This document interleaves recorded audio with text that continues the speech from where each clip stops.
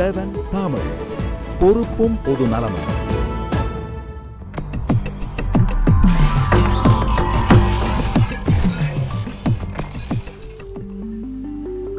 அனைவருக்கும் அன்பான வணக்கங்கள். கேள்வி நேரம் நிகழ்ச்சிக்காக உங்கள் அனைவரையும் அன்போடு வரவேற்கிறேன். நான் விஜயன். இன்றைய கேள்வி நேரம் நிகழ்ச்சியில் நம்ம விவாதிக்க போகின்ற தலைப்புகள் குறித்து நம்ம பார்த்துடலாம். முதல் தலைப்பு, நம்ம விவாதிக்க எடுத்துக்கொண்ட தலைப்பு திராவிட கட்சிகளுக்கு எதிராக பாமக. இந்த தலைப்பை நம்ம எடுத்துக்கிறதுக்கான காரணம் என்ன அப்படின்னா, சமீபத்தில் பாமக சிறப்பு பொதுக்குழுவை கூட்டினார்கள். அதில் நிறைவேற்றப்பட்டிருக்கக்கூடிய தீர்மானம், அது அவங்க சொல்லியிருக்கக்கூடிய விஷயம், கடந்த 50 வருடங்களில் திராவிட முன்னேற்ற கழகமாக இருக்கட்டும், அனைத்து இந்திய அண்ணா திராவிட முன்னேற்ற கழகமாக இருக்கட்டும், இந்த திராவிட கட்சிகளால் தான் தமிழ்நாடு ஒரு மிகப்பெரிய பின்னடைவை சந்தித்திருக்கிறது அப்படின்னு சொல்லியிருக்கிறாங்க. அதுவும் இல்லாமல் இந்த முறை ஒரு பொத்தாம் பொதுவாக சொல்லாமல் குறிப்பிட்டு ரொம்ப ஸ்பெசிஃபிக்காக தன்னுடைய விமர்சனங்களை, குற்றச்சாட்டுகளை முன்வைத்திருக்கிறார்கள். நாம் அது குறித்து விவாதிக்க இருக்கிறோம். அடுத்த அமர்வில், நம்ம 2வது அமர்வில் விவாதிக்க இருக்கக்கூடிய தலைப்பு பிரபாகரன் பிறந்த நாளுக்கு தடை, சுப்பிரமணிய சுவாமி கோரிக்கை. நம்ம அது குறித்தும் விவாதிக்க வேண்டியிருக்கிறது. இதற்கான காரணம், சுப்பிரமணிய சுவாமி அவர்கள் மத்திய உள்துறை அமைச்சகத்திற்கு ஒரு கடிதம் எழுதியிருக்கிறார். அதில் பிறந்த நாள் கொண்டாட்டங்கள் தடை செய்யப்பட வேண்டும், இதில் ஈடுபட்டிருக்கக்கூடிய வைகோ அவர்கள் தேசிய பாதுகாப்பு சட்டத்தின் கீழ் கைது செய்யப்பட வேண்டும், இது போன்ற ரொம்ப சர்ச்சைக்குரிய வாசகங்களோடு அந்த கடிதத்தை எழுதியிருக்கிறார். நாம் இது குறித்து தான் இந்த 2 அமர்வுகளில் விவாதிக்க இருக்கிறோம். இந்த விவாத அமர்வை தொடர்வதற்கு முன்பாக தலைப்புச் செய்திகளோடு பனிமலர் காத்திருக்கிறார். பனிமலர், இது தலைப்புச் செய்திகளுக்கான நேரம். நிச்சயமா விஜயன், இந்த நேரத்தின் தலைப்புச் செய்திகளை பார்க்கலாம். சூடு பிடிக்கும் ஜார்க்கண்ட் காஷ்மீர் தேர்தல் பிரச்சாரம், மோடி ராகுல் பரஸ்பரம் குற்றச்சாட்டு. வருமான வரி விலக்கு உச்சவரம்பை மேலும் தளர்த்த ஆலோசனை, மத்திய அமைச்சர் அருண் ஜெட்லி தகவல். முல்லை பெரியாறு மேற்பார்வை குழு தலைவர் மீது கேரளா புகார், மத்திய நீர்வள ஆணையத்திற்கு கடிதம். மதச்சார்பற்ற கட்சிகளுடன் சேர்ந்தால் பழிவாங்கும் முயற்சி, பாரதிய ஜனதா அரசு மீது மம்தா பானர்ஜி குற்றச்சாட்டு. இனி விவாதத்தை விஜயன் தொடருவார். நன்றி பனிமலர். நம்ம தொடர்ந்து விவாதத்தை நடத்தலாம். நம்முடைய விவாத அமர்வில் முதல் தலைப்பாக நான் சொன்னது போலவே பாமகவினுடைய தீர்மானம், அவர்கள் எழுப்பியிருக்கக்கூடிய விமர்சனங்கள் தான் ஒரு பெரிய விவாதத்தை ஏற்படுத்தி இருக்கிறது. அவர்கள் சொல்லியிருக்கக்கூடிய விஷயம், கல்வி, சுகாதாரம், விவசாயம், இந்த துறைகளில் கடந்த 50 வருடங்களில் ஏற்பட்டிருக்கக்கூடிய பின்னடைவிற்கு திராவிட கட்சிகள் தான் காரணம் என்று கடுமையாக குற்றம் சாட்டியிருக்கிறார்கள். நாம் அது குறித்து விவாதிக்க இருக்கிறோம். இது குறித்து விவாதிப்பதற்காக பிரதான கட்சிகளை சேர்ந்த 2 முக்கிய பிரமுகர்களும் இந்த கண்ணோட்டத்தை ஒரு பொருளியல் சார்ந்த பார்வையோடு இந்த விவாதத்தை நகர்த்த வேண்டும் என்பதற்காக ஒரு பொருளியல் பேராசிரியரும் இங்கு வருகை தந்திருக்கிறார். நான் அவர்களை உங்களுக்கு அறிமுகம் செய்கிறேன். முதலாவதாக திரு அருள் அவர்கள் வந்திருக்கிறாங்க, பாமகவிலிருந்து. வணக்கம் அருள்.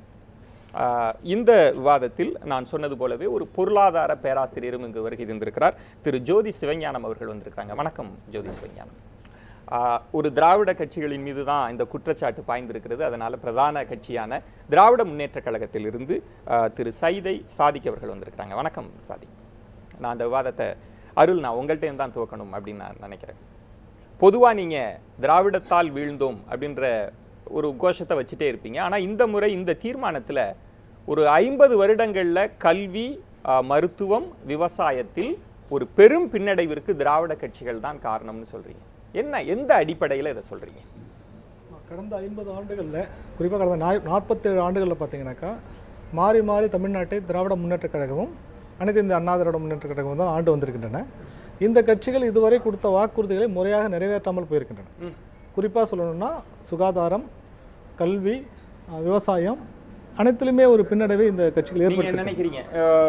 இப்போது தமிழகம் கல்வி இந்த 3 துறைகளில் ஒரு பெரும் பின்னடைவை சந்தித்திருக்கிறதுன்னு பாமக நினைக்குது. நிச்சயமாக நினைக்குது. அதுக்கு உதாரணம் குறிப்பாக சொல்லணும்னாக்கா 2 உதாரணம் சொல்ல முடியும். ஒன்று, தருமபுரியில் இப்போ சமீபத்தில் 12 குழந்தைகள் இறந்துருக்காங்க.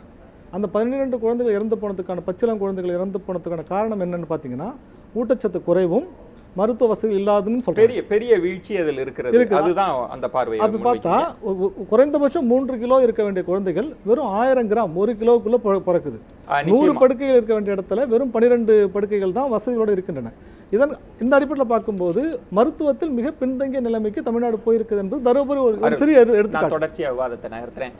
சாதிக், உங்களுடைய நிலைமை அப்படின்றது நீங்க அதிமுக திமுக அப்படி இல்லை, ஒட்டுமொத்தமாக அவர்கள் திராவிட கட்சிகள் தான் முன்வைக்கிறார்கள். இந்த குற்றச்சாட்டை எப்படி பாக்குறீங்க? 50 வருடங்கள்ல ஏற்பட்டு சொல்றேன், திராவிடத்தால் விழுந்தோம் என்பதை மிக மிக தவறானது. திராவிடத்தால் தான் எழுந்தோம். இல்ல, நம்ம ஸ்பெசிபிக்கா நான் இந்த விவாதத்தை கொண்டு வரணும்னு நினைக்கிறேன். இந்த 3 துறைகள்ல கல்வியா இருக்கட்டும், விவசாயமா இருக்கட்டும், மருத்துவம், இதில் பெரும் பின்னடைவை சந்தித்திருக்கிறது அப்படின்னு நீங்க நினைக்கிறீங்களா? குறிப்பா அவர் சொன்ன இப்போ அவருடைய கேள்வியிலேயே அவருக்கே பதில் வச்சிருக்காரு. தர்மபுரியில சமீபத்தில் குழந்தைங்க இறந்து போயிட்டாங்க, இது ஒரு ஊட்டச்சத்து குறைபாடு அப்படின்னு சொன்னாரு. ஒன்னும் அவங்க மறந்துட்டாங்க, குறிப்பிட்ட 2 மத்திய அரசாங்கத்துல இதே பாமக அங்க வகித்திருக்கு. ஒரு 3 அமைச்சர்களை பெற்றிருந்தாங்க. அந்த அதே தர்மபுரி நாடாளுமன்ற உறுப்பினர், சேலம் நாடாளுமன்ற உறுப்பினர், அந்த கட்சியை சார்ந்த பிரதான தலைவராக இருக்கிற அன்புமணி இந்தியாவுக்கே சுகாதாரத்துறை அமைச்சராக இருந்தார். அதிகாரத்தில் இருக்கிற பொழுது அவர்களால் தமிழ்நாட்டுக்கு செய்யப்பட்ட சுகாதாரத்தில் என்ன மேம்பாடு அவங்க பண்ணியிருப்பாங்க, இல்லை என்ன பண்ணாங்கன்ட்டு அவங்களே மக்கள் திருப்பி கேள்வி கேட்பாங்க. இரண்டாவது, தமிழ்நாட்டில் குறிப்பாக தான் 1967 திராவிடத்தை பார்க்க வேண்டியதில்லை. தமிழ்நாட்டின் எழுச்சியே, தமிழ்நாட்டுக்கு மரியாதை, தமிழ்நாடு கலாச்சாரம் பாதுகாக்கப்பட்டதே திராவிட இயக்கம் தான். நீங்கள் பேசுகிற போது ஒன்று குறிப்பாக சொன்னீங்க, நீங்கள் அதிமுகவையும் திராவிட இயக்கத்தில் சேர்த்துக்கணும். சின்ன திருத்தம், அதிமுக திராவிட இயக்கத்தில் சேர்த்துக்கொள்ள இல்லை, அது உங்களுடைய தனிப்பட்ட உட்கட்சியில் நீங்கள் அதை இன்னொரு கோணத்தில் நம்ம விவாதிக்கணும். ஆனால் நான் அதிமுகவையும் தவிர்த்து விட்டு அவர்கள் குற்றச்சாட்டை என்னால் பார்க்க முடியாது. நான் உங்களிடம் நேரடியாக இன்னொரு குற்றச்சாட்டு அவங்க வைப்பது, இதுல பின்தங்கி இருக்கிறது என்பது மட்டுமல்ல. அவங்க, நீங்க தீர்மானத்தை நல்லா படிச்சிருந்தா உங்களுக்கு தெரிஞ்சிருக்கும் சாதிக், அவங்க சொல்வது ஊழலில், இலவசம் தருவதில், மது கலாச்சாரத்துல முதல் இடத்தில் இருப்பதற்கு இந்த திராவிட கட்சிகள் தான் காரணம் சொல்றாங்க. கடுமையா மறுக்கிற முதல்ல பார்த்தீங்கன்னா 50 ஆண்டு காலத்தில் மிகவும் பின்தங்கி இருக்கிறோன்றது அவங்களுடைய குற்றச்சாட்டு. நீங்கள் சமீபத்தில் வந்த ஒரு இந்தியா டுடே எடுத்து பார்த்தீங்கன்னா, அல்லது அதுக்கு முன்னாடி வந்த பத்திரிகை எடுத்து பார்த்தீங்கன்னா, இன்னைக்கு டாப் 10ல இந்தியாவில் இருக்கிற 5 சிறந்த மாநிலங்களில் தமிழ்நாடு ஒன்றா. நான் அதை பொருளாதார நிபுணர்கிட்ட நான் கேட்பேன், நான் பேராசிரியர் கேட்பேன். ஆனா இந்த குற்றச்சாட்டுக்கு உங்கள் பதில் என்ன? ஊழலில், இலவசம் தருவதில், மது கலாச்சாரத்தில் தமிழ்நாடு, அதுல திராவிட கட்சிகளினுடைய பங்கு நீங்க மறுக்க முடியும்? ஊழலுக்கும் திராவிட கட்சிகள் மட்டும்தான் பங்கு இருக்குன்னு சொல்ல முடியாது. இந்தியாவில் இருக்கிற எல்லா கட்சிகள் மீது ஆண்டு கொண்டிருக்கிற பிஜேபி மீது கலாச்சாரத்தில் சவப்பட்டி ஊழல் குற்றச்சாட்டு இருந்தது. எல்லா கட்சிக்கும் அது விதிவிலக்கல்ல. அந்த கட்சியை சேர்ந்த இதே அன்புமணி மீது கூட இப்போது குற்றச்சாட்டு இருக்கிறது. நிரூபிக்கப்பட்டால் தான் குற்றச்சாட்டு சொல்ல முடியும். அருள் சொல்லுங்க. இது தவறான குற்றச்சாட்டு. மருத்துவர் அன்புமணி ராமதாஸ் மீது வைக்கப்பட்டுள்ள குற்றச்சாட்டு என்பது ஊழல் குற்றச்சாட்டு அல்ல. அது ஒரு ப்ரொசீஜரில் ஏற்பட்ட குறைபாடு. அதுக்கு அதிகாரிகள் தமிழக அரசின் மீது வைக்கக்கூடிய ஊழல் குற்றச்சாட்டு என்ன? தமிழ்நாடு அரசு தொடர்ச்சியாக இப்போ பார்த்தீங்கன்னா, நேற்று கூட சொல்லிருக்கோம், பருப்பு, அரிசி, அந்த தமிழக அரசு ஒரு விரிவான விளக்கம் கொடுத்திருக்கிறது. அது பற்றிய அது நீதிமன்றங்களில் கூட அவதூறு வழக்காக போகும்னு சொன்னாங்க. அதே நேரத்தில் இப்போ என்ன நான் சொல்ல விரும்புகிறேன்னா, இப்போ மருத்துவத்துறைக்கும் பாமகவுக்கும் பொறுப்பு என்று நண்பர் சொன்னாங்க. மருத்துவம் என்பது மாநில பட்டியலில் இருக்குது. அது மட்டும் இல்லாமல் பாமக என்பது 5 ஆண்டுகள் மத்திய அரசு பங்கேற்றிருக்கிறது. அந்த 5 ஆண்டுகளில் ஒரு மிகப்பெரிய சாதனை படைத்திருக்கும். தேசிய கிராமப்புற சுகாதார திட்டம் என்கிற திட்டத்தை கொண்டு வந்தது பாமக தான். இப்போது ஓடுகிற 108 என்கிற ஆம்புலன்ஸை கொண்டு வந்தது மருத்துவர் அன்புமணி ராமதாஸ் அவர்கள் தான். எனவே 5 ஆண்டு வேறு 50 ஆண்டுகள். இந்த விவாதத்தை முதல் கட்ட விவாதமாகவே நான் இந்த குற்றச்சாட்டை நீங்க எப்படி பார்க்கிறீங்க? ஒரு பொருளாதார பேராசிரியராக இருக்கிறதுனால இந்த 3 துறைகள்ல தமிழகம் எப்படி இருக்கு சார்? இந்த 3 துறைகளில் இல்லை, பொதுவாகவே எல்லா துறைகளையும் தமிழகத்தோட வளர்ச்சி கடந்த 50 ஆண்டுகள்னு பார்த்தீங்கன்னா மிகப்பெரிய வளர்ச்சி, அதுல சந்தேகமும் இல்லை. அதுல நான் ஒரு குறிப்பாக ஒன்று சொல்ல வேண்டும். இந்த 50 ஆண்டுகள்ல அவங்க ரொம்ப எச்சரிக்கையாக காமராஜர் ஆட்சி காலத்தை எடுத்துட்டு தானே பேசுறீங்க. அதற்குள் ஏன்னா அவருடைய கட்டுமானம், அவருடைய பங்களிப்பு அவங்க மறுதளிக்கல, அதை எடுத்து வச்சுட்டு தான் பேசுறாங்க. இதை தாண்டி தற்போதைய நிலவரப்படி கல்வியில், மருத்துவத்தில், விவசாயத்தில் தமிழகத்தினுடைய நிலை என்னவா இருக்கு? இந்திய பொருளாதார வளர்ச்சி விகிதம் இருக்குல்ல, growth ரேட்னு சொல்கிறோம், அந்த growth ரேட்டை கடந்த 50 ஆண்டுகளில் தமிழக பொருளாதார வளர்ச்சி விகிதம் அதிகமாகவே இருந்திருக்குது.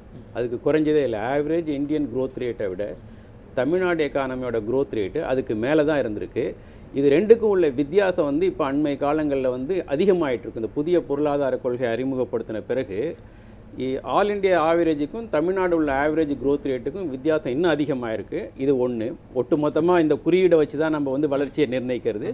தர்மபுரியில் நடந்த ஒரு நிகழ்ச்சியை வச்சுட்டு 50 ஆண்டு கால பொருளாதார வளர்ச்சியை ஒரு குறைவாக மதிப்பிட முடியாது ஒரு நிகழ்ச்சி வச்சுட்டு. அடுத்தது கல்வி சுகாதாரத்துக்கு வரேன். கல்வியை பொறுத்த வரைக்கும் தமிழ்நாடு வந்து 61 இதனுடைய லிட்ரஸி ரேட் வந்து 31% இருந்ததுங்க. எழுத படிக்க தெரிஞ்சவர்களோட எண்ணிக்கை வந்து தமிழகத்தில் வந்து 31% இருந்தது. அதே சமயம் இந்தியாவில் 24% இருந்தது. இன்னைக்கு இந்தியாவில் அந்த கல்வியின் வளர்ச்சி வீதம் 74% இருக்குது. லிட்ரஸி ரேட் 74 இருக்குது. தமிழகத்தில் 80% இருக்குது. ஸோ இதுலேயும் வந்து ஆல் இண்டியா ஆவரேஜை விட லிட்ரஸி ரேட் தமிழ்நாட்டில் அதிகமாக இருக்குது. அடுத்தது காமராஜர் வந்து பள்ளிக்கூடங்களை கொண்டு வந்தார், அதில் வந்து மறுக்க முடியாத உண்மை. அதற்கப்புறம் வந்து அந்த பள்ளிக்கூடங்கள் நடத்துறதுக்கு வந்து ஆசிரியர்கள் தேவைப்பட்டாங்க. அதற்கு வந்து ஹையர் எஜுகேஷன் தேவைப்பட்டது. கல்லூரிகள் வந்து அதிகமாக கொண்டு வந்தது திராவிட இயக்கங்களோட ஆட்சி காலத்தில். புள்ளி விவரங்கள் வேணும்னா நான் எடுத்துகிட்டு வந்தேன். நிச்சயமா அருள், நீங்க எந்த கண்டன தீர்மானங்களை நீங்க முன்வைத்தீங்களோ ஒரு பொருளாதார பேராசிரியர், அரசியல்வாதி அல்ல, அவர் அடித்து நொறுக்கி இருக்கிறார். நீங்க சொல்லக்கூடிய புள்ளி விவரங்களை உங்களுக்கான நான் அந்த பதிலை ஒரு சிறிய விளம்பர இடைவேளைக்கு பிறகு நான் கேட்டு தெரிந்து கொள்கிறேன். ஒரு சிறிய விளம்பர இடைவேளைக்கு பிறகு நாம் தொடர்ந்து சந்திக்கலாம். காத்திருக்கிறேன்.